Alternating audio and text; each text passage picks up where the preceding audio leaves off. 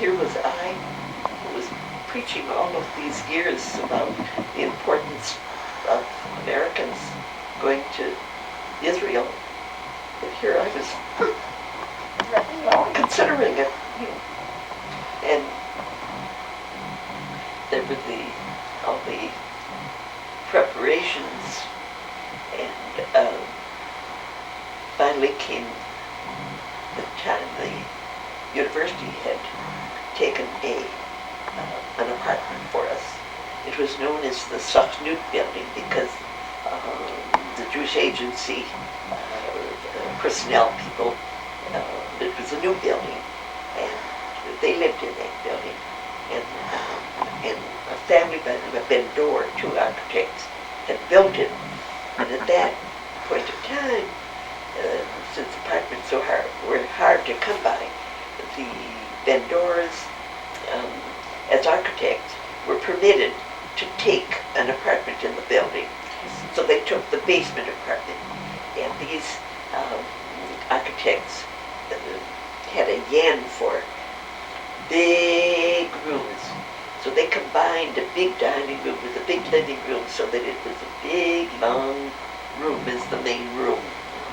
It had 2 bedrooms. And so that was... That's what you got. That was settled. You got the Ben-Dor basement apartment. Ben-Dor basement, 14 Lazarus Street. No, but before that we were taken for a year's stay at 59 Rambam because a professor was going to Princeton. That was the first year when any traveling could be done. There was no way for anybody to travel abroad while the war was on. But then once the state was established, they could begin to do things like that. Everybody wanted to go. Everybody wanted to go. As a matter of fact, Sholem came. He was one of the first people that was allowed to travel to the United States, and he was on this visit to Chicago. So we were scheduled to arrive by ship. It was Haifa. I think it was a 2-week trip. That was very nice. It was a lovely trip with our 2 children. We had to rest up from all the excitement of leaving and stop over in a few places. So that was all a new experience for us. And then I think it was just before Rosh Hashanah that we arrived in Haifa. And it was decided that we would stay at a hotel in Haifa for Rosh Hashanah, and then immediately afterward move on to Jerusalem. So we arrive at the hotel, and Maurice put down our bags in the lobby, and Maurice says, "You know what? Let's register, but not go to our rooms. Let's just go out into the street and breathe. We're in Israel. Let it soak in." So we go out in front of the hotel, and by that time it was late afternoon. And all of a sudden, we hear shouting all over the streets. "Mariv! Mariv! Mariv!" And Maurice said, where in the world could one be where it would be announced that it was time for Jews to say Mariv? You can imagine when we discovered that Mariv was the name of the newspaper and the hawkers were hawking Mariv. Delightful story. But then we hung around outside for a while and just listening to the Hebrew. There wasn't any other language, with children at the time. The excitement of just hearing Hebrew, Ivrit, all around us. So, and finally go back into the hotel. And we'd hear them paging, Harav Pekarsky, Harav Pekarsky. Who in the world could be paging him at this point?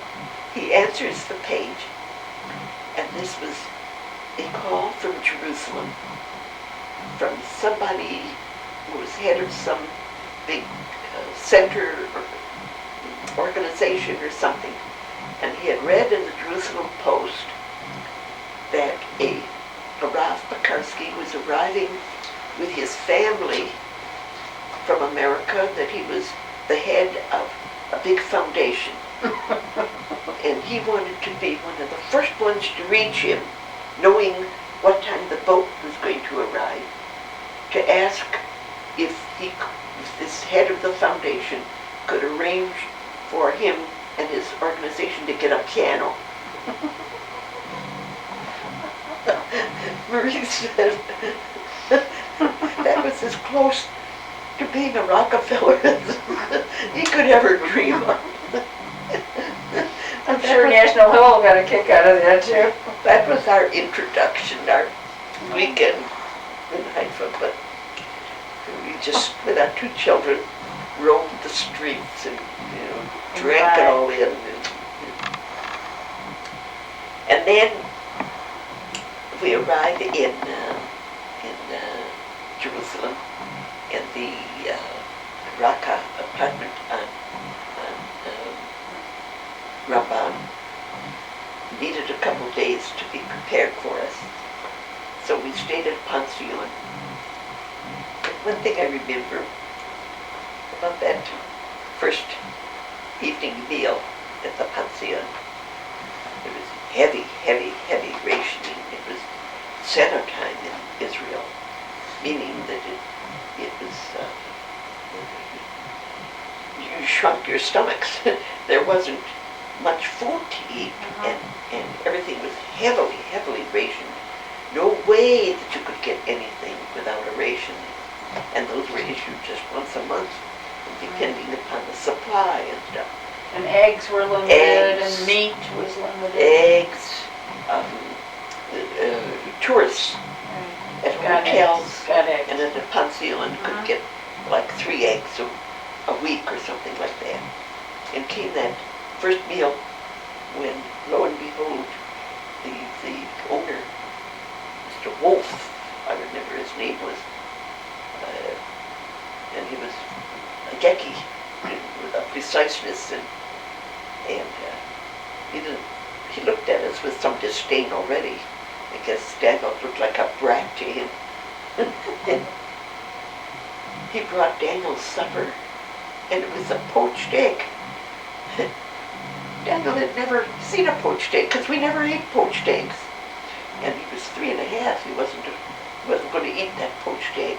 Oh. And Wolf looked at him and had a confirmation that this was a brat from America.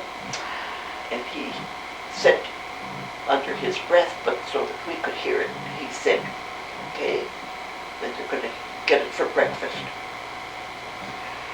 And it came the next morning for breakfast, heated, reheated. Obviously, Daniel didn't eat it, but that was our introduction to what it was like. Stark. Santa time in Jerusalem.